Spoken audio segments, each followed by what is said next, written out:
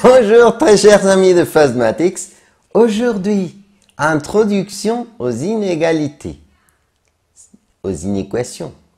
Et qu'est-ce que c'est que ça? Bon, dans la vie, nous avons quelques calculs qui vont nous donner des réponses qui ne sont pas une seule réponse. On aura plusieurs réponses, un ensemble de nombres qui sont la réponse. Et ça sera les inéquations. Allons-y, s'il vous plaît. Tout d'abord, il faut comprendre que lorsqu'on va trouver ce genre de symbole, on parlera des inégalités ou inéquations. Par exemple, ce symbole veut dire strictement supérieur à, ce symbole strictement inférieur à, ce symbole supérieur ou égal à, et ce symbole inférieur ou égal à. Par exemple, « 5 est strictement supérieur à 3 ». Un autre exemple, « moins 2 est strictement inférieur à moins 1 ».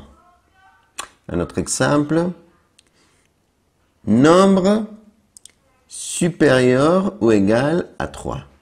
Un autre exemple, nombre inférieur ou égal à moins 4. Regardez que si je veux lire de gauche à droite, il faut voir que l'ouverture du symbole est du côté gauche. Alors je veux dire 5 est strictement supérieur à 3. Mais si je lis de droite à gauche, alors je veux dire 3 est strictement inférieur à 5. Ça dépend de où est la partie ouverte du symbole ou fermée du symbole.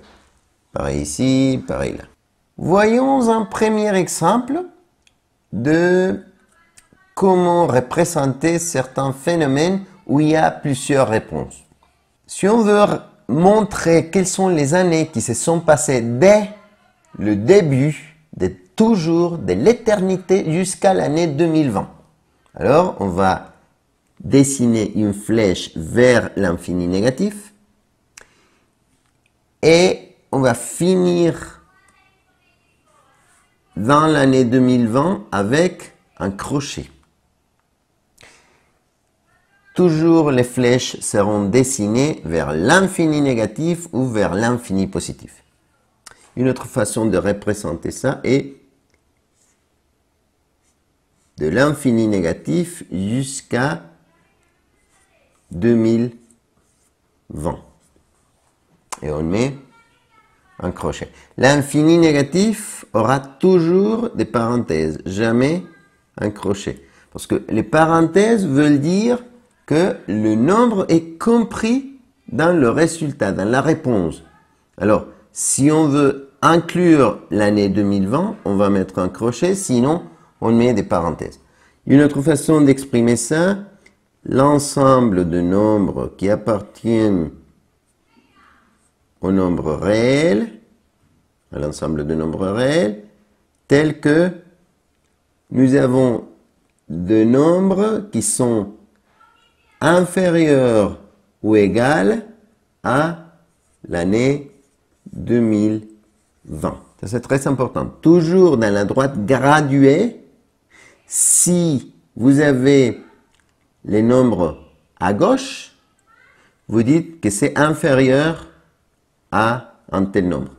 Et si vous avez des nombres à droite, vous dites que c'est supérieur. Toujours les nombres supérieurs à droite, toujours les nombres inférieurs seront à gauche. Un autre exemple. Combien d'années vont passer dès la naissance de Jésus-Christ jusqu'à l'éternité, jusqu'à l'infini? Alors, on va représenter ça avec une flèche qui va vers l'infini positif. Et on peut représenter ça aussi avec un crochet 0, infini positif. L'infini ne va jamais avoir des crochets, toujours des parenthèses. Et si le nombre est compris dans le résultat, un crochet, sinon un parenthèse. Finalement, on peut représenter ça comme l'ensemble de nombres qui appartiennent à l'ensemble de nombres réels, tels que, et ici nous avons des nombres à droite de 0, c'est-à-dire qu'ils sont nombres supérieurs ou égaux à 0. Un autre exemple. Imaginez que vous allez acheter quelque chose et que vous pouvez dépenser maximum 1000. Alors, combien est-ce que vous pouvez dépenser? Comment représenter ça? Vous pouvez dépenser évidemment 0 si vous n'achetez rien, mais vous pouvez dépenser aussi 1 centime, vous pouvez dépenser 5, 10, 999,99 et vous pouvez dépenser 1000, mais pas plus et évidemment pas d'argent négatif. Donc une autre façon de représenter ça, c'est de 0 jusqu'à 1000.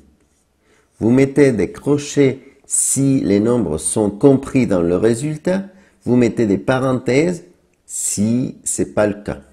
Si vous dites pas 1000, moins de 1000, il faudrait mettre les parenthèses ici. Si vous dites plus de 0, alors il faudrait mettre les parenthèses là. Une autre façon de représenter ça, l'ensemble des nombres qui font partie de l'ensemble de nombres réels, tels que, et faites attention, si vous êtes au milieu, imaginez que vous mettez au milieu des deux nombres. Alors, vous écrivez une lettre au milieu, à gauche vous avez le 0, à droite vous avez le 1000, et si je suis là, je suis dans un nombre inférieur à 1000. Alors je vais mettre un nombre inférieur ou égal à 1000. Mais si je suis là, je suis aussi dans un nombre supérieur ou égal à 0. Alors j'écris un nombre supérieur ou égal à 0. Rappelez-vous que vous pouvez lire de gauche à droite, ici, nombre inférieur ou égal à 1000, mais vous pouvez lire aussi de droite à gauche, nombre supérieur ou égal à 0. Très attention, c'est intéressant, cette façon d'écrire les mathématiques. Un dernier exemple, imaginez que quelqu'un vous dit, avant le kilomètre 10 de cette route, vous allez trouver une station à essence. Donc, vous savez que la route a le kilomètre 0, le kilomètre moins 1, moins 2, le kilomètre 1, 2, 3, etc. Donc, où sera la station à essence? Je ne sais pas, mais elle peut être là, là, là, là, là, là, mais avant le kilomètre 10, pas dans le 10. Et c'est pour ça que je mets les crochets, mais à l'inverse. Avant, on avait écrit les crochets comme ça, parce que le 10 était compris dans le résultat. Mais maintenant, le 10 n'est pas compris dans le résultat. Alors je dis, le 10 va vers l'autre côté. Le résultat sera la flèche, mais pas là où le crochet dit, va là-bas.